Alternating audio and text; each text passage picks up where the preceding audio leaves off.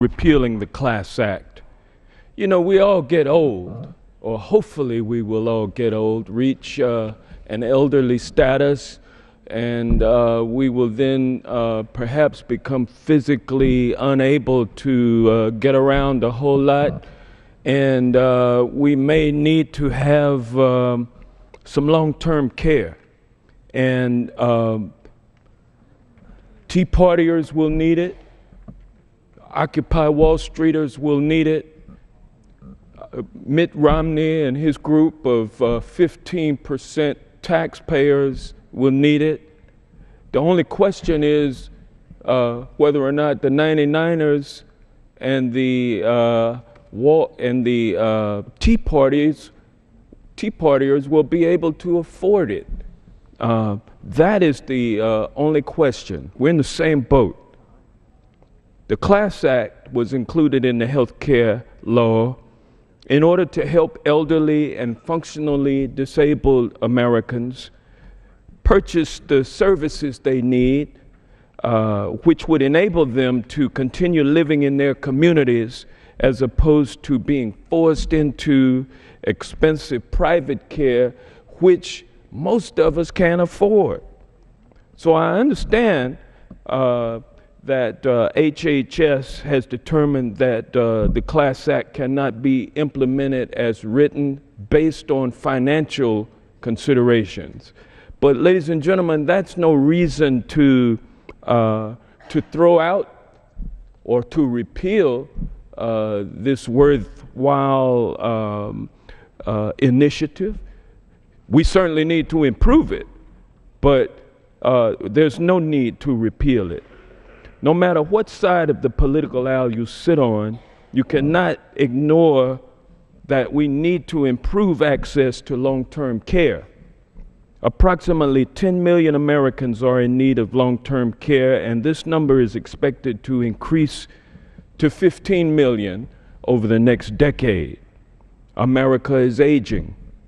In 2009, an estimated 62 million unpaid family caregivers provided $450 billion in care. At what cost? To their jobs, to their family life with their children.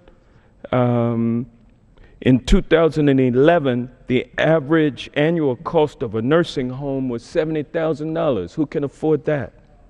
The cost of long-term care is an unsustainable burden on family members who, while also holding a job and raising a family, struggle to provide their disabled or elderly relatives with the care that they need to continue living within their own communities. The Class Act is a voluntary program. It's no mandate. Don't get it twisted. There is no mandate, individual mandate for the Class Act.